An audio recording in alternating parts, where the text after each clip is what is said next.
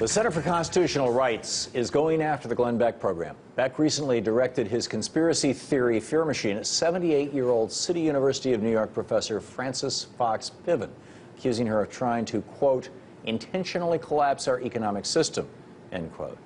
It all boils down to an article Piven wrote 46 years ago about how to help poor people in the country by overwhelming welfare rolls and forcing the government into action to address poverty. Beck has since targeted this article dozens of times on his show and deemed Piven a threat to our nation. Take a look. Let me introduce you to the people who you would say are fundamentally responsible for the unsustainability and possible collapse of our economic system. There are really two people I've been telling you for a while. There they are, Cloward and Piven. Richard Cloward, Frances Fox Piven. They are authors of the Cloward-Piven strategy. In response to rants like this, Piven has received numerous death threats from Beck supporters. The Center for Constitutional Rights wrote a letter to Fox News Chairman Roger Ailes asking him to force Beck to tone down the rhetoric and end the false accusations against Piven before someone carries out one of those deadly threats. Fox denied the request. So why is Fox ignoring the call for greater civility in the wake of the Tucson shootings? Now a subject of the rights of violent rhetoric, Professor Frances Fox Piven joins me now to talk about what she's going through and what she's advocating. Professor Piven teaches political science and sociology at the Graduate Center, City University of New York, and is most recently the author of Challenging Authority, How Ordinary People Change America. Professor Piven, welcome to our program. Glad to talk to you, Tom. Thank you very much for joining us tonight. I get a lot of right-winger in the media going after me because I'm in the business and I have a different opinion. The week before last, for example, Glen Beck opened his show with quotes from my show. And of course, I got a few death threats and a lot of nasty email. Comes kind of with the territory of being a political commentator. But why you? You know, I've asked myself that a lot of times. Why me? I'm not that important. I'm not that left. I know a lot of people who are further to the left than I am. I know a lot of people who are more flamboyantly radical than I am. I don't know why. Well, one possibility is that Beck has drawn for advice on a small group of quasi-intellectuals who moved from the left to the right in the 1970s and have had for a very long time a kind of interest and an animus toward my work and the work that I did with Richard Cloward. Now, why they have such a grip on Beck's mind, I don't know. Maybe it's just sloth. Maybe he doesn't want to do the work all over again of finding another character and another theory. But, so I don't know why. Well, There's another possibility. Maybe it's because I'm associated with the movements of the 1960s and the 1970s, early 1970s, the movements of black people in the United States, the movements of poor people, movements that made the United States a little bit more equal, a little bit more democratic. And then later, in the 1980s, I was associated with a movement to open up voter registration, to make voter registration more accessible, make it easier, especially make it easier for the groups who were less likely to participate in elections, which was minorities and the poor.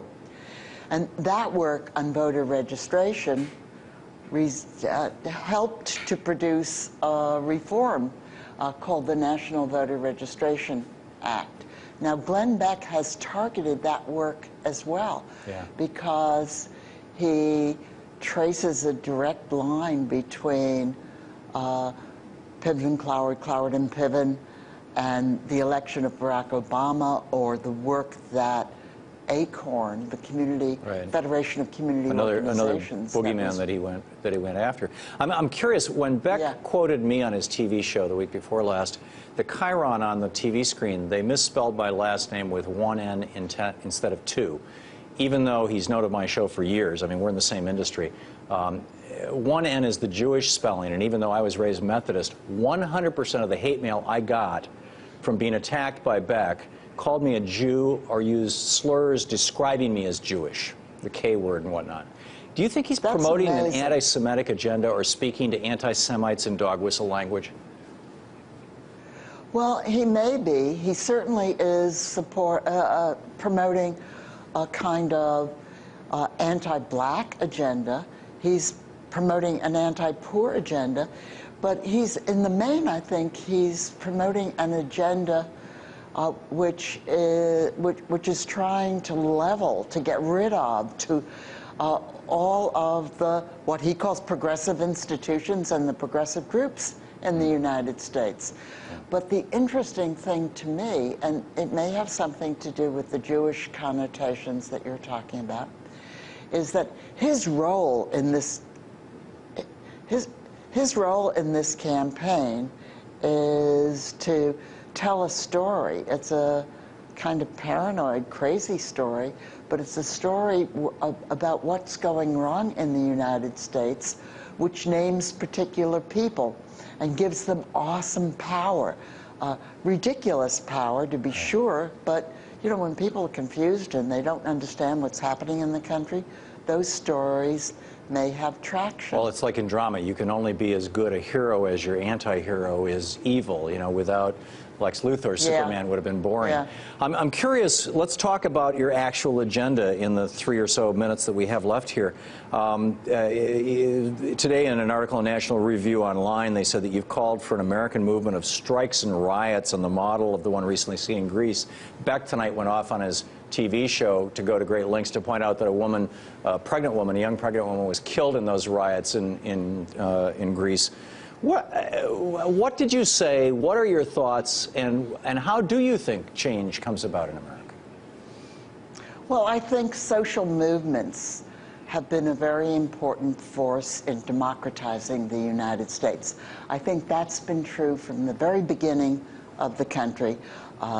Glen Beck likes to talk about the founders, but the founders were only the founders because ordinary Americans made a revolution, and they made a revolution with rallies and marches, and they ultimately took up arms as well. But social movements were a very important part of the revolution. They were a very important part of the abolitionist movement.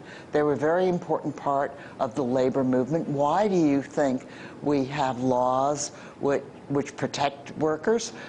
Because there was a labor movement, and there was a civil rights movement. And the civil rights movement transformed the apartheid South. So these developments have given life to American democracy. If you're asking me, where do I stand? What is my politics? I think the simplest way to describe my politics is that I'm a Democrat with a small d. And I think that American democracy has deep flaws. It has had those flaws for a very long time. Some of them have been corrected. And when they've been corrected, it's because people have banded together, they've marched in the streets, they've made demands, they've made noise, and those developments have breathed life and humanism into American democracy. So that's what I'm about. In this same article in NRO, they said that you said it's crazy to call you a socialist, but then they noted that you had been a part of a socialist group. I frankly agree with, for example, Senator Bernie Sanders' worldview, and like him, I actually call myself a democratic socialist in the European tradition. Is that what you meant, and were you trying to differentiate yourself from Soviet socialism? We have about a minute left here, Dr. Piven. Well, I'm very sympathetic to democratic socialism, but what I would really like to see is democracy, and what I mean by that is democratic control over the economy, democratic control over social life. If democratic socialism means that to you, that's fine, but I think that word games can often confuse instead of clarify. I worked with a movement of poor people demanding their legal entitlements to welfare.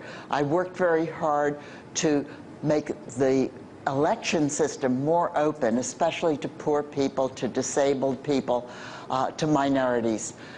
Those are democratic agendas. So I'm satisfied to say that I'm a Democrat and that I think it takes radical forms of political action to sustain our democracy and to improve it. And it does need improvement. Let me say, Professor Piven, for many of us, you're a hero. Thank you so much for being with us tonight. Thank you.